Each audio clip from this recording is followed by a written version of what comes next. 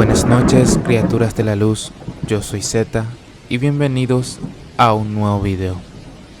Hoy, una parte más de lugares paranormales del Paraguay, exactamente la parte 20, que es muy especial porque hoy solo hablaremos de hospitales aterradores del Paraguay. Ex Hospital de Clínicas. El ex Hospital de Clínicas en Asunción, Paraguay, es conocido no solo por su importancia histórica en el ámbito de la salud, sino también por las leyendas que rodean sus pasillos. Este antiguo hospital, considerado como un patrimonio cultural de la salud en Paraguay, fue testigo de generaciones de médicos, estudiantes y pacientes, pero también de experiencias que desafían toda lógica y razón. Según testimonios de quienes han trabajado allí y de aquellos que, por razones personales o profesionales, se han adentrado en sus oscuros rincones, este lugar esconde más de lo que se puede ver a simple vista.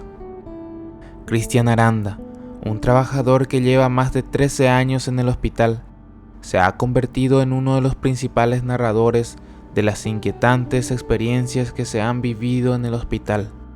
Cristian nos cuenta que hace aproximadamente una década cumplió una de las etapas más intensas de su trabajo en el hospital, el tiempo en el que comenzó a escuchar las historias más extrañas sobre los fenómenos paranormales que ocurrían a diario. El lugar que él menciona, la zona de exneumología, está llena de ecos del pasado. A lo largo de los años, muchos empleados, desde médicos hasta personal de limpieza, han escuchado ruidos extraños como gritos, llantos y golpes, provenientes de pasillos vacíos. En varias ocasiones, los testigos han visto como personas que en su momento estaban vivas parecían aparecer y desaparecer sin explicación alguna. Algunos incluso aseguran haber sentido la presencia de espíritus, especialmente de aquellos que murieron en el hospital debido a complicaciones médicas. Una de las experiencias más impactantes es la historia de un compañero de Cristian, quien al caminar solo por uno de los largos pasillos del hospital se encontró con un niño jugando con una pelota. Al acercarse, el niño le respondió a una pregunta que él le hizo de manera desconcertante: ¿Eres mi papá? Al escuchar esto, el compañero de Cristian quedó completamente paralizado, como si el miedo lo hubiera congelado. En ese momento, el niño desapareció ante sus ojos, dejando a su interlocutor en un estado de shock tan profundo que no pudo seguir trabajando durante el resto del día. Desde esa experiencia, se volvió común entre los trabajadores del hospital que muchos preferían no volver al lugar tras un encuentro similar. Además de los fenómenos visuales y auditivos, los objetos también parecen tener vida propia dentro de los muros del antiguo hospital. Cristian narra cómo en algunas ocasiones los mobiliarios del hospital se caían de manera inexplicable, basureros que caían sin que nadie los tocara, camillas que se movían solas y ruidos inexplicables que se sentían en áreas que ya habían sido desocupadas, dejando a los testigos atónitos. A menudo, los trabajadores comentaban entre ellos sobre las sombras que parecían caminar a lo lejos o las figuras borrosas que desaparecen antes de que pudieran llegar a verlas de cerca. Para los habitantes de la ciudad y los pocos que aún se aventuran a pasar cerca, el Hospital de Clínicas guarda una energía especial. Algunos afirman que durante las tormentas, cuando el clima se vuelve más frío y los vientos comienzan a soplar, se siente con mayor intensidad las presencias extrañas. En esos días, el hospital parece cobrar vida, con sonidos extraños de pasos que se escuchan por los pasillos, a veces acompañados de risas o susurros que provienen de lugares vacíos. En particular, los relatos sobre una niña jugando con su muñeca. Se han vuelto populares. Se dice que la niña desaparece siempre que alguien se acerca, justo cuando se escucha su risa o el sonido de la pelota rebotando en el suelo. Los familiares de los pacientes, que muchas veces se quedan a dormir en los bancos cercanos a las habitaciones, también han tenido encuentros extraños. Algunos cuentan que, en la quietud de la noche, alguien les tocaba, o sus objetos personales se movían sin explicación. Las voces de aquellos que ya no están parecían acompañarlos, y muchos dijeron haber sentido una presencia invisible a su alrededor. A pesar de las historias sobre la monja que aparece en los pasillos del hospital, algunos aseguran que ella no está allí para hacer el bien. Esta figura fantasmal que camina sin rumbo en los pasillos largos del hospital está envuelta en misterio. Christian, quien antes era completamente escéptico sobre tales relatos, tuvo una experiencia que cambió su perspectiva por completo. Una de sus noches de trabajo como limpiador, se encontraba solo en el patio del hospital, cuando escuchó claramente su nombre. Al volver, no vio a nadie, y el silencio se volvió aún más pesado. Después de este encuentro, Christian ya no pudo negar lo que había sucedido. El miedo que sintió le hizo comprender que algo más allá de lo tangible estaba ocurriendo en esos pasillos oscuros. Estas historias siguen siendo contadas por los trabajadores que aún se atreven a estar en el hospital, y aunque muchos prefieren no hablar demasiado de ellas, todos coinciden en una cosa: no se trata solo de leyendas. Algo en el aire de ese hospital parece indicar que no estamos solos, y aquellos que se atreven a cruzar sus puertas deben estar preparados para lo inesperado. Nuevo hospital de clínicas. La verdad, me es un poco cliché hablarles también del nuevo hospital de clínicas, pero la realidad es que en ese lugar circula fuertemente un rumor de una niña fantasma, una niña que si no lo supieras, verías totalmente normal. Y esto es lo que cuenta un médico, trabajador del lugar. Un día, en un turno bastante solitario, se topa con una niña que le pide que le devuelva su juguete. Obviamente esto no le pareció raro, así que la ignoró al no ver ningún juguete en el lugar. Pero la niña insistió tanto que no le quedó más remedio de buscar a algún familiar o encargado de esa niña. Mientras estaba en esto, sucedió algo que lo dejaría helado. La niña desapareció frente a sus ojos. Lo impactante también es que al comentarle esto a una funcionaria administrativa, ella solo sonrió y le dijo con toda tranquilidad que solo se trataba de Laurita, una niña que había perdido la vida en este hospital. Pero no fue la única vez que las personas reportaron apariciones similares.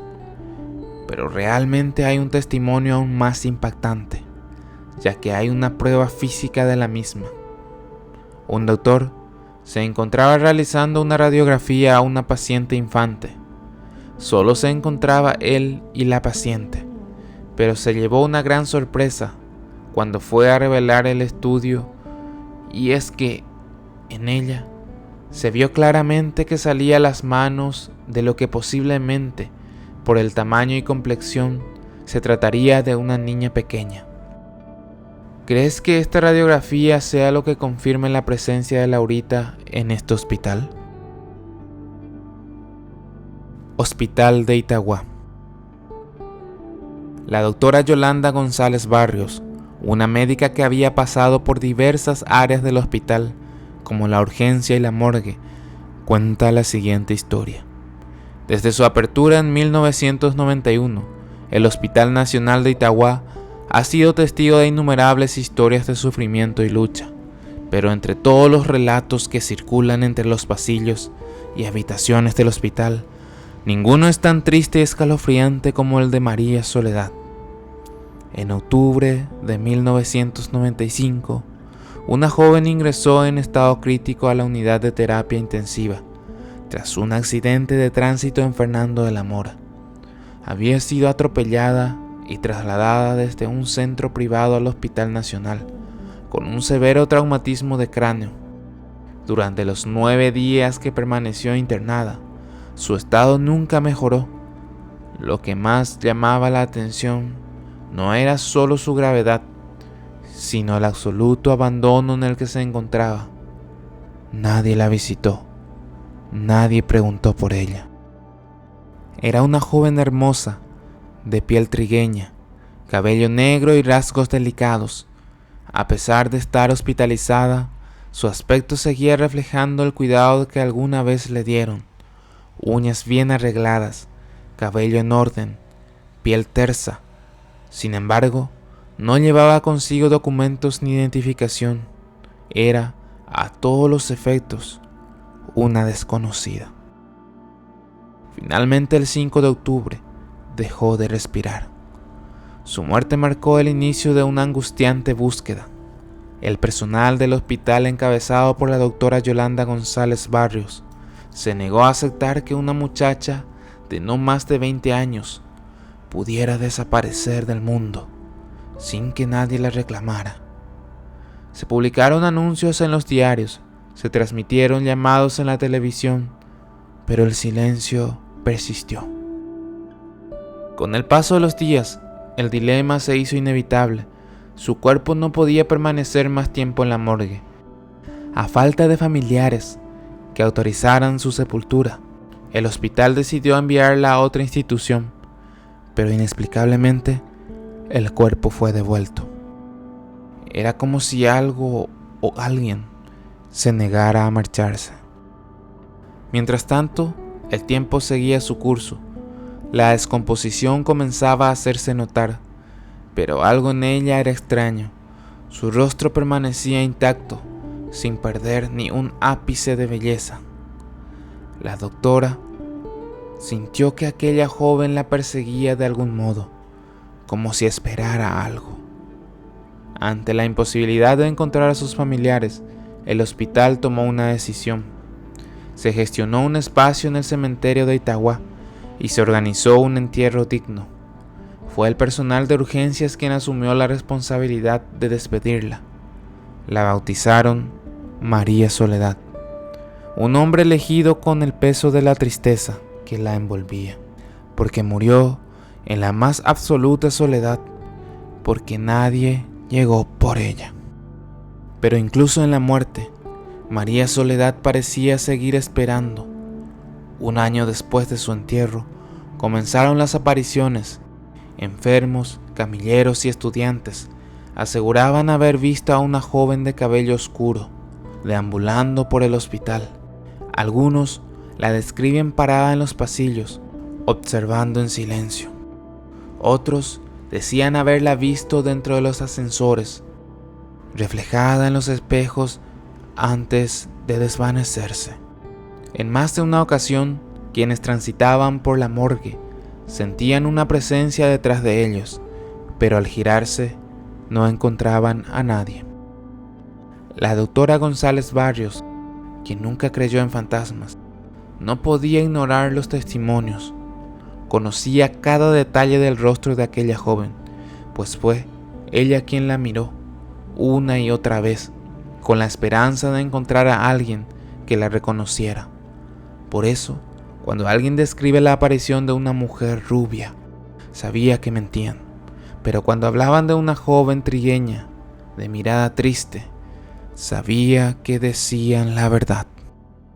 Muchos creen que María Soledad no atormenta ni daña a nadie, que su presencia no es agresiva, sino melancólica. Hay quienes aseguran que su espíritu aparece junto a personas que están a punto de perder a un ser querido, como si intentara consolarlas en su momento de mayor desesperación.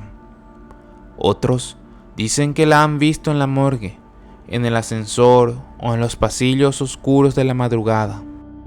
Han pasado los años, pero su historia sigue viva entre quienes trabajan en el hospital. ¿Por qué sigue aquí? ¿Espera ser reconocida? ¿Busca justicia por el abandono que sufrió? Nadie lo sabe. María Soledad no es la única manifestación en este hospital. A continuación, tenemos una grabación que se volvió muy viral en redes sociales, donde muestra unos movimientos tan extraños y escalofriantes. Atentos al video.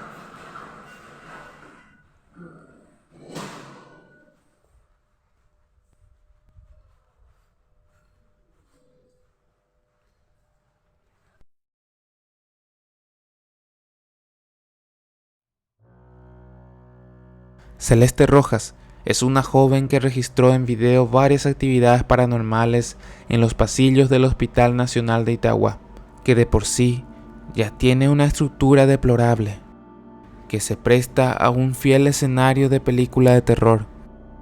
Según el video, hay varios objetos que se mueven por sí solos, como camillas, tachos de basura y otros aparatos médicos. A continuación, algunas historias que hemos relatado en el canal anteriormente. No se olviden de dejarme su like y compartir este video. Sin más que añadir, me despido con estas historias. Saludos. Hace 4 años, mi casa se había quemado por completo, y lo peor es que mi suegra estaba adentro. Quedó con quemaduras por todo el cuerpo, y la trasladaron al Hospital del Quemado, en el Hospital de Exclínicas. Entró a terapia con muy bajo porcentaje de probabilidades para sobrevivir. Yo me fui con mi pareja a quedarme en el albergue. Habían 2 piezas grandes, una de mujeres y otra de varones. Llegaban las 9 de la noche y sí o sí, cada una tenía que entrar en los dormitorios. Bueno, la cosa es que en el dormitorio de mujeres estábamos 22, y como hubieron personas con alta y algunos muertos, nos quedamos como 10. Esa noche, de 23 de diciembre, hacía mucho calor y no podía dormir. Daba vueltas y vueltas. En la pieza las luces estaban apagadas, solo entraba luz de afuera por la ventana. Eran como las 3 de la madrugada y no podía dormir. Estaba mirando la pared y dándome vueltas. En un momento miro y veo a una chica joven como de 16 a 20 años máximo, bajando de la cama, ya que allí se usan esas camas de 2 pisos. La chica vestía con bata blanca, de esos que se usan en los internados, la piel blanca pálida y los cabellos negros y largos. No dejaba de mirarme desde el pasillo en el que se reflejaba la luz. La chica no paraba de mirarme. Lo único que pensé en ese momento era que llegaron más internos y algún familiar entró en el albergue para dormir, ya que ninguna de las que estábamos allí teníamos el cabello tan largo. Pasaron 5 minutos y ella seguía mirándome. En mi mente pensé, pobre, ¿qué será lo que le pasa? Luego ella volvió a subir en el segundo piso de la cama y se acostó. Después de un rato me quedé dormida. A la mañana siguiente nos despertamos todos tempranos, porque el aseo las hacíamos nosotras, y ahí me percaté que no había nadie en la cama donde yo vi a la chica. Pensé que habría ido a la farmacia, o tal vez a buscar el desayuno. Ya era casi mediodía y no había ninguna chica como la que vi. Entonces les pregunté a las demás, y me dijeron que nadie entró esa noche. Les conté lo que me pasó y me comentaron que solía parecerse esa chica, y que el albergue donde estábamos ahora era una morgue antes, Desde esa vez tuve mucho miedo y ya no podía estar tranquila en ese lugar. Si quieren tener una experiencia paranormal, también les recomiendo visitar el hospital de Barrero Grande de noche. Nunca me animé a decirle a nadie más aparte de mi familia. Esta es la historia que sucedió hace casi 20 años atrás, cuando iba a ser madre primeriza. Estaba embarazada de mi primera hija, llamada Eliane. La tuve en el Hospital Nacional de Itagua, en donde se desarrolla este relato. Entré al hospital con trabajo de parto a las 10 de la mañana del día 16 de diciembre del año 2004. Ese día era una mañana lluviosa, muy copiosa. Mi esposo me acompañaba en el hospital. Cuando ingresé en la sala de preparto, estábamos unas 4 a 5 embarazadas. Fui yo la última que me quedé esa noche, porque no podía todavía tener a mi bebé. Mi bebé nació a las 3 a.m. Luego del nacimiento, me llevaron a una sala donde estaba con otras 2 parturientas. Todo era tranquilo hasta que llegó la noche y mi bebé estaba inquieta. Lloraba y no podía amamantarla. Ya llegando la medianoche, le decía a mi marido: algo le pasa a esta criatura, no quiere comer, me preocupa. ¿Será que algún doctor le puede revisar? Insistía una y otra vez que la revisara un pediatra. Ya mi esposo, cansado de escucharme, por fin me hizo caso. Trajo una silla de ruedas y me colocó ahí. En la silla de ruedas alcé a mi bebé en brazos. Fuimos por un largo pasillo hasta llegar a la sala de guardia, donde estaba el doctor que iba a atender a mi bebé. Eran justamente las 3 a.m. Al llegar al final del pasillo había 3 puertas. La puerta de frente era una puerta roja que tenía 2 hojas. A la izquierda, una puerta donde decía guardia pediatría. Mi esposo tomó la criatura en brazos y entró en la sala de guardia de los pediatras. Me quedé en el pasillo, esperando sentada en la silla de ruedas. Estaba impaciente y a la vez un poco temerosa, ya que a esa hora no había gente circulando por los pasillos. Pasaron unos minutos mientras me percaté que había una puerta que estaba enfrente a la sala de guardia de los médicos. Esa puerta quedaba a la derecha. Allí estaba una joven acostada en una camilla. Era una joven hermosa, de cabellos negros y largos. Tenía una bata de hospital y estaba sola a esa hora de la noche. Lo más raro es que no traía sueros ni medicamentos para aplicar. Me habló y no la escuché. Más bien no podía entender lo que decía. Me levanté de la silla y caminé hacia ella. Nuevamente me habló y me dijo: ¿qué le pasa a tu bebé? Le dije: no sé qué le pasa. Está muy inquieta, llora mucho y no quiere mamar. En eso me responde ella: encomiéndale a tu bebé a Soledad, ella va a cuidarla. En ese momento se abre la puerta y mi marido sale con el bebé en brazos. Mi bebé ya no lloraba, estaba dormida. En muestra de mi agradecimiento a esta chica por preocuparse por mi bebé, tomé sus manos y apreté en señal de agradecimiento, y me encaminé nuevamente a sentarme en la silla de ruedas a esperar a mi bebé en brazos. Hasta ese entonces todo parecía normal. No sospechaba absolutamente nada. Volvimos a mi habitación. Estuve 3 días internada hasta que me dieron de alta. Volvimos a la casa y continuamos nuestra vida normalmente. Pasó el tiempo. Nada de lo que había sucedido en ese momento me llamó la atención. Hasta que un día estaba limpiando mi habitación. La tele estaba encendida. En ese entonces estaba pasando un programa llamado Más allá de la razón, y la periodista, la conductora, estaba hablando de un supuesto fantasma en el Hospital Nacional, a quien llamaban María Soledad. Eso me llamó mucho la atención y me senté en la cama a ver el programa. En ese momento vino a mi mente aquella chica con quien me había encontrado, aquel 18 de diciembre a la madrugada, cuando mi bebé estaba mal, y que me había mencionado a la tal Soledad. Era la primera vez que escuchaba esta historia de que en aquel hospital había un fantasma con el nombre de Soledad. Me quedé pasmada, atónita. En ese momento la piel se me puso como de gallina. Recordé todos los momentos y todas las palabras, incluso los detalles, cuando encontré a esta joven en el hospital. No comprendía por qué una joven estaría sola a la madrugada en un pasillo desierto en el hospital. No parecía enferma, porque no llevaba ningún suero, tampoco le acompañaba ningún familiar, y su piel se veía realmente pálida. ¿Y por qué razón diría ella que una tal soledad cuidaría a mi bebé? ¿Por qué me pediría eso? Pensé que se trataría de alguien de algún santo con ese nombre, no imaginé que se trataría de un fantasma del hospital. Ahí sentí un miedo, un espanto de haber estado hablando con la misma persona, o con el mismo fantasma de soledad. Cuando mi esposo llegó del trabajo, le hice muchas preguntas sobre ese día 18 de diciembre, todo lo que había acontecido esa madrugada. Le pregunté, ¿te acuerdas de esa chica con quien hablé esa madrugada cuando entraste con Eliana en brazos junto al doctor? Él me aseguró que no vio a ninguna chica. Insistí que sí. Nuevamente él me aseguró que no vio a nadie. Y con todo esto que me ha pasado, me queda la duda de quién haya sido la persona con quien hablé esa madrugada, si habrá sido realmente el fantasma de Soledad o algún otro espíritu que sabía de su existencia. Entonces, María Soledad, a pesar de ser una aparición, ellos no consideran que deba ser algo a lo cual deberían temerle, ya que dicen que siempre está obrando para bien de los pacientes.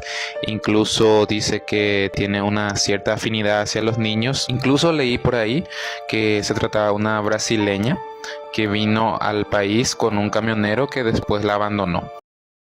Certeza no tengo de estos relatos, pero sí que está muy presente en la cultura popular. Si te gustó este video, no olvides comentar. Si conoces algún caso más, por favor déjame en los comentarios.